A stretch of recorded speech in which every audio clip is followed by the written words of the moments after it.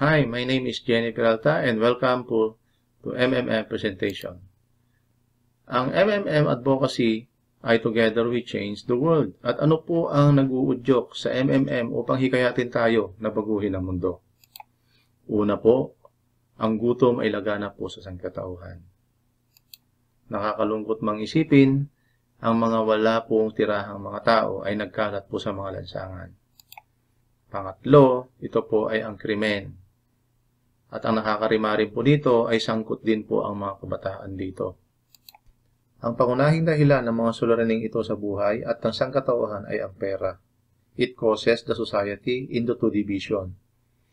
30% ang mga mayayaman at 70% po ang mga mahihirap.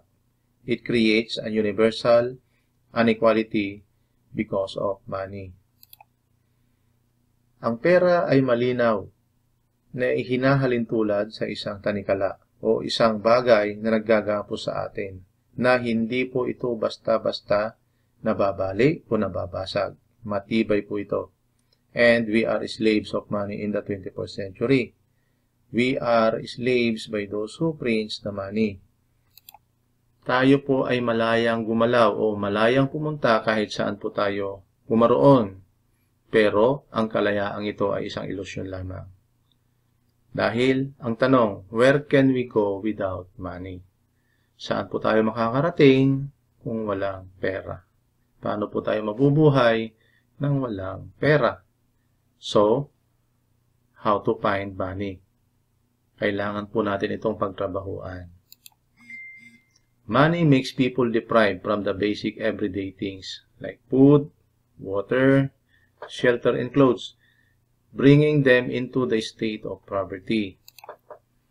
Ang pagtayo ng MMM sa sangkatauhan dahil po sa isang advokasya. MMM advocacy is help all the people in the world. Spread the money among people so that they gain financial freedom, creating a new fair financial relationship among people. What is MMM? Mabrudi Mundial Money Box. MMM is a global community of financial aid and donation exchange. MMM is a social network that connects the one who wants to donate money with the one who wants to get money. Participants transfer money directly to each other. Peer-to-peer system, no central account. Sino naman po ang founder ng MMM? Siya po ay si Sergey Mabrudi. Isa po siyang mathematician, businessman at programmer. Siya po ang naka-identified ng ebolusyon ng pera bilang kinokontrol ng mga iilan lamang, exploiting the innocent masses.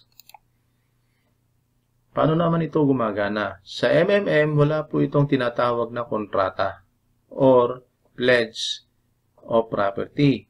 Sa MMM, wala po at tayong tinatawag ditong nangungutang at mga nagpapautang. Lahat ng bagay dito ay simple lang. Kung may taong nag-ask ng help, mayroon din taong magbibigay ng tulong. The only thing that MMM demands from each participant is to be honest and kind to each other. You ask for financial help when you need it. You give financial help when you are able to do it. Ano naman po ang advantages ng pagiging participants? Plus 30% per month from your provided help. So, ibig po sabihin, kung magkano po ang inyong naibigay na tulong, asahan po ninyo itong lumago ng 30% bawat buwan. Plus 10% referral bonus. Ano po ang ibig sabihin nito? Kung kayo po ay nakaimbita ng mga taong magbibigay ng tulong, kagaya po ng inyong mga kaibigan, kamag-anakan, o mga kakilala, kayo po ay magkakaroon po ng 10% dagdag sa inyong mga halaga na binigay na tulong. Plus $20, $50, $100 bonuses mula sa inyong mga unang halaga na naitulong sa mga tao. Plus, meron pa tayong 5% na bonus kung tayo ay gumawa ng video pagkatapos nating humingi ng tulong. At marami po pong ibang mga bonus na makukuha natin sa ating mga team sa MMM. Ang MMM ay mabilis po yung paglago. Mula po nung inumpisahan ni Sir Jim Abrudi noong 1989 hanggang umusad po ito ng hanggang 2012, nag-umpisa na po ito sa India at sumunod po sa India ang Bangladesh noong 2013 at sumunod po sa Bangladesh sa taong ding yon ang MMM Indonesia at ngayon po 2014 MMM Hong Kong naman po. Sa inyong impormasyon, ang MMM ay global na po.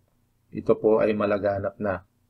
So, sa datos po, 138 million members in 107 countries. 4 na taon na po ang aktibidad at $14 billion assistance provided na po sa mga tao. The fastest growing community of people in the world. MMM is legal in the world because wala pong bawal mamigay ng tulong kung may nangangailangan. Ang mga aktibidad na pang-offline. So, ibig sabihin, ito po yung hindi po ginagamitan po ng internet. Tayo po ay maghanap ng mga opisina o mag-create po ng mga clubs sa bawat city ng ating bansa. Maglunsad po tayo ng charity events. Turuan natin ang mga tao kung paano gumamit ng computer, gumamit ng internet sa pamamagitan po ng email, Skype, and Facebook. Turuan natin silang pag-aralan kung ano po ang ibig sabihin ng Bitcoin technologies at kung paano gumawa ng income o pera sa internet. Mag-print po tayo ng mga impormasyon at ilagay ang ating contacts at mag-imbita po tayo kahit saan. So, magkaisa po tayo. Damayan niyo po kami para tulungan baguhin ang mundo. Salamat po.